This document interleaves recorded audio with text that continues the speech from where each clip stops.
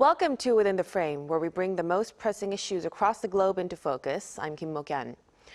South Korean President Lee Jae-myung has now met with U.S. President Donald Trump, Japanese Prime Minister Sanae Takaichi, and is preparing for talks with China's Xi Jinping on Saturday. The U.S.-China summit held Thursday delivered real outcomes. It delivered lower tariffs imposed due to illicit fentanyl exports to the U.S. and a pause on China's export controls for rare earth metals. But they sidestepped a sensitive issue on Taiwan entirely.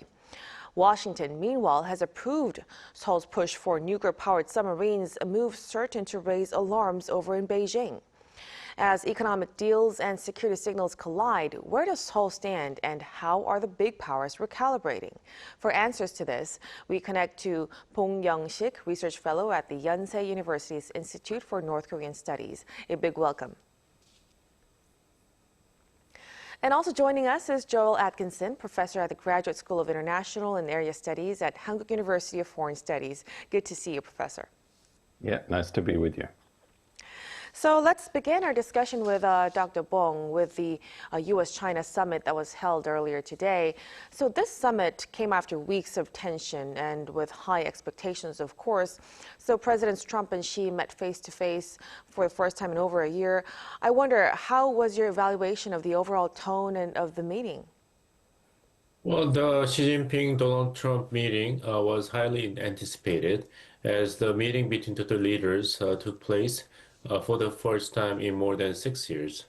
And because it was made in the middle of ongoing trade disputes and negotiations with extremely high levels of tariffs on both sides, the speculation was that the leaders might be able to come up with some groundbreaking agreements to put an end to any substantial aspects of the tariff issues. But the outcome of the summit meeting between Trump and Xi once again revealed how difficult for both sides to come up with any groundbreaking and conclusive, conclusion on the tariff negotiations. What we have witnessed is another agreement, exchange of pauses or temporary measures for China agreeing on strengthening its law enforcement and investigation about the drug cartel with the fentanyl going into the United States and open its domestic market for the soybean import from the United States. And the extension of the pause on the export control of the rare earth produced by the Chinese industries. The United States agreed not to impose additional 100% tax on China and postpone the investigation in accordance with the Trade Act Article 301 on China, and a 10% reduction on the overall U.S. tariff on China, because 20% of the 145% tariff levied by United States and China is directly related with China's involvement in the fentanyl inflow into the United States. So once again, both leaders sidestep important and critical issues, especially the groundbreaking agreement on the issues related to bilateral tariffs. But at least both leaders agree on keeping all the matters under control so that the worst case scenario would not be materialized. Right. So it was kind of a difficult situation to come up with a very breakthrough agreement, but there still were outcomes that Dr. Bong has kindly mentioned for us. So I want to ask Professor Atkinson too, then what stood out for you the most in terms of strategic messaging? Yes, well, I certainly agree with Dr. Bong. It was more of a pause or a mini truce than a final settlement. And what would really stood out for me, I was a bit surprised to see, was that the Section 301 trade remedy measures on Chinese shipping may be reduced or even dropped. I had assumed that those measures were central to the plan to reduce the dominance of Chinese shipping.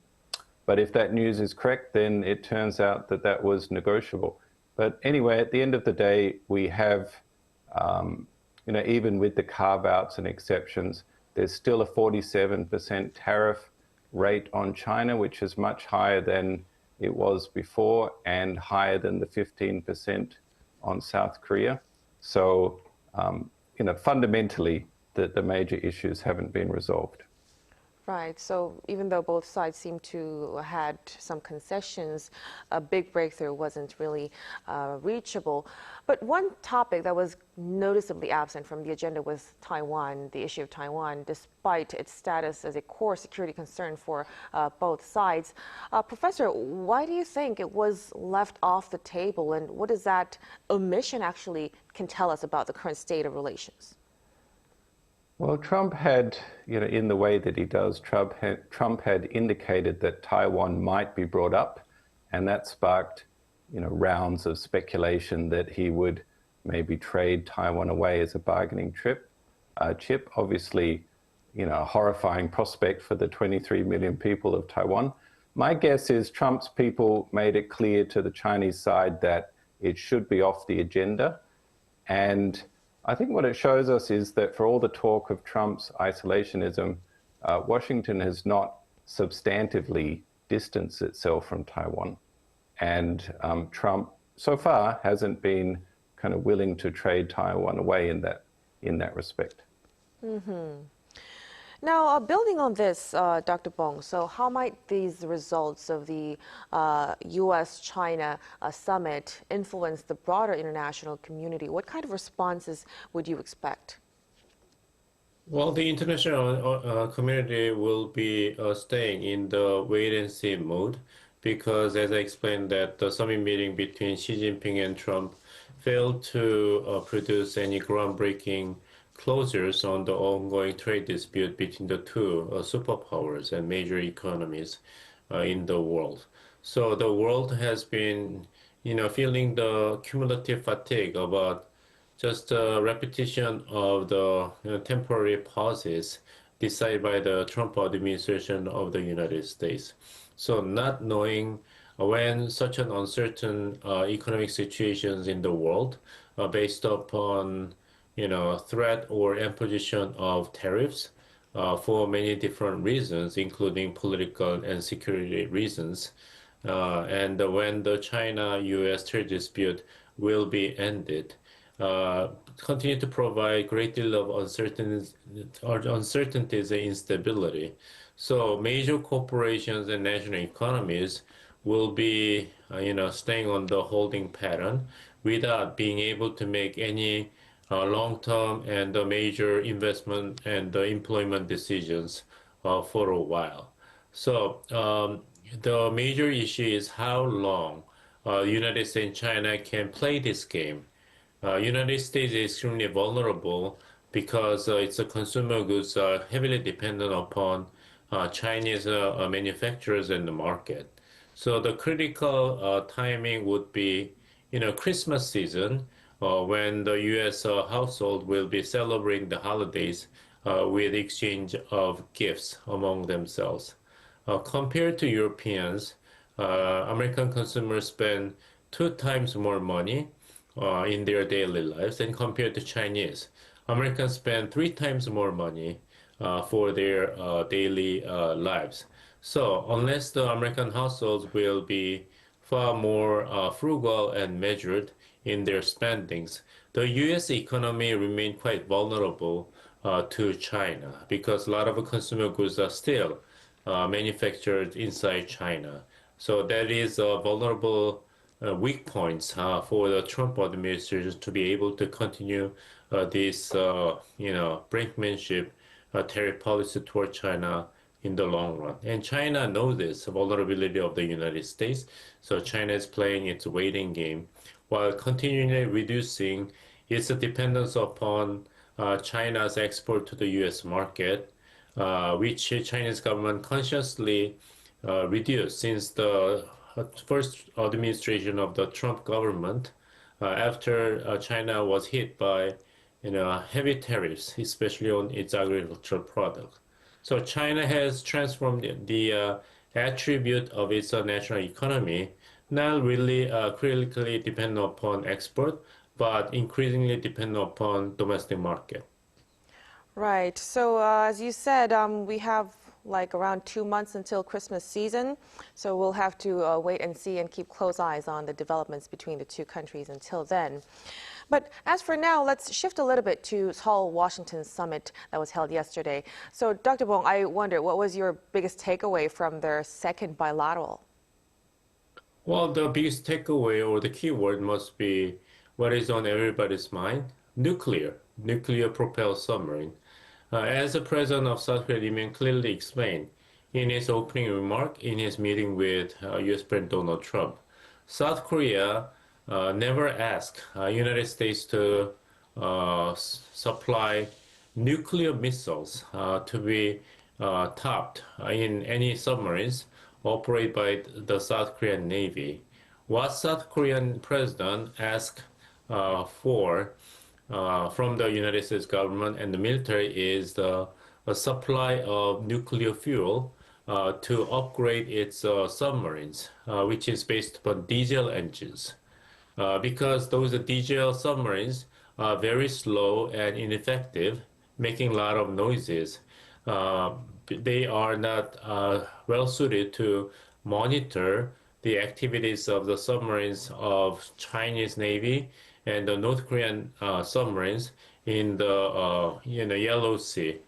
So President Lee Jae-myung reiterated the request for the U.S. support for the nuclear-fueled submarines, but Trump administration, to the surprise of everyone, really positively accepted and eventually endorsed the idea. So South Korean military government is going to be in official negotiations with the U.S. counterparts about construction of nuclear-propelled submarines by South Korean shipbuilding industry. But we have to wait and see whether such remarks made by U.S. President Donald Trump that he has authorized the construction of the nuclear-propelled submarines by South Korea is whether official stance of the U.S. government and military, or it's kind of an offhand remark by President himself. Right. That was a very eye-catching topic, the nuclear submarine fuel issue. We will return to that just in a while. But before that, President Lee actually emphasized modernizing the alliance into a future-oriented strategic partnership. Professor Atkinson, do you see any tangible process in how the alliance language is evolving between the two countries? Yeah, well, I think for President Lee, modernization of the alliance means getting cooperation and support from Washington to bolster Korea's military self-reliance and those potential nuclear-propelled submarines. That's one part of that. It's also facilitating dialogue with North Korea and managing the alliance in a way that facilitates dialogue with North Korea, and it means avoiding entanglement in the US's efforts to deter China. Lee also wants to leverage the alliance into overseas, what they call overseas economic expansion opportunities for Korean companies. It's still early, but I think President Lee will be happy with the way things are going. Those economic opportunities are there. The military cooperation is increasing in terms of submarines and other technology.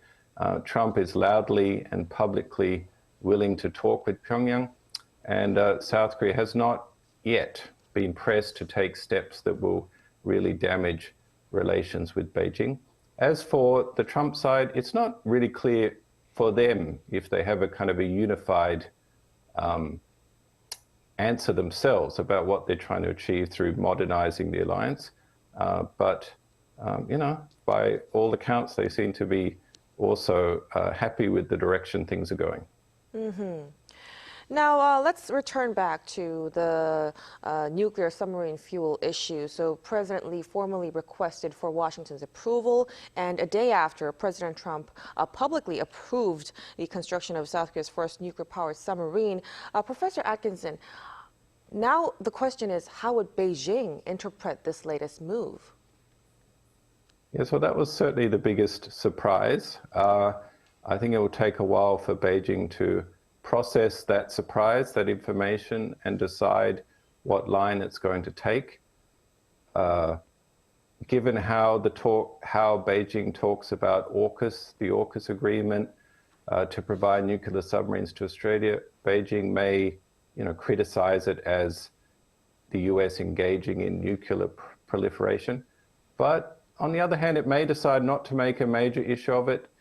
Nuclear submarines, nuclear propulsion is very difficult. They take time.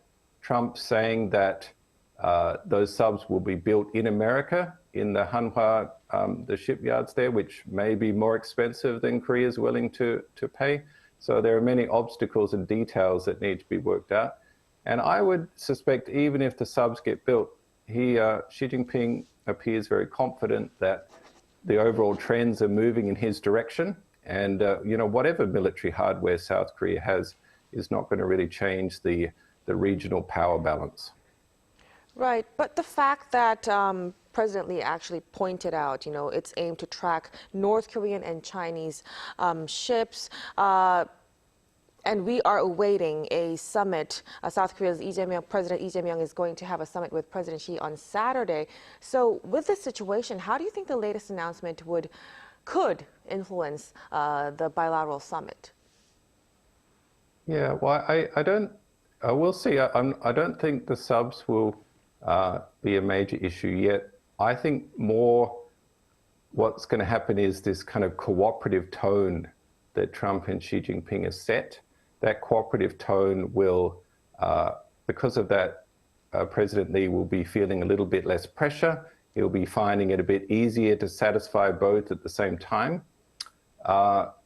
And there'll be other things, like Trump brought up the prospect of maybe selling more advanced NVIDIA semiconductor chips to China. That will probably encourage South Korea to try to push a bit further to promote its semiconductor exports to China. And in the end, I think for President Lee, an important focus is trying to foster those US talks with North Korea. And I would suspect Xi Jinping is going to be happy to kind of go along with that and encourage those efforts. So this one-on-one could reveal how South Korea would plan to balance growing pressure from both sides. Now, before we conclude, let's finish off with the Seoul Tokyo summit that just wrapped up a couple hours ago. President Lee and Prime Minister Takaichi emphasized future-oriented ties and regional cooperation. Dr. Bong, what message did they send, and how might that reshape bilateral relations moving forward? The most important outcome coming out of this summit meeting between new Prime Minister of Japan and President Lee Jae-myung of South Korea is their commitment to continue the shuttle diplomacy at the highest level of the government, which was resuscitated between the former Prime Minister of Japan, Ishiba, and President Lee Jae-myung. Despite the concern that Lee Jae-myung government would be very critical toward the Japanese government because of its view on territorial and historical views, Lee Jae-myung surprisingly took very open-minded approach to the Ishiba government, confirming that his government would, endorse and respect controversial agreements forged by his conservative predecessors, like the 2015 joint declaration on the conclusion of the sex slavery issue between South Korea and Japan, and 2022 decision by the Yoon Suk-yeol government to settle the forced labor legal issues with a third-party compensation. So those efforts by the Lee Jae-myung government help restore the shuttle diplomacy between Seoul and Tokyo. And this summit meeting between Takaichi and President Lee Jae-myung confirmed that both sides are committed to continuing this effort. Right, so we will be able to look forward to a brighter alliance between the two sides. And with the summits, all of the three summits being concluded, we will be watching how these signals could evolve into actual shifts in regional alignment as well. But as for now, we'll have to conclude our discussion tonight. Thank you so much for your insights, Dr. Bong. Thank you. And Professor Atkinson, we really appreciate it. Yep, thank you. And that'll be all from us on Within the Frame. Be sure to tune in again next time as we continue to explore the stories that matter. Until then, stay informed and engaged.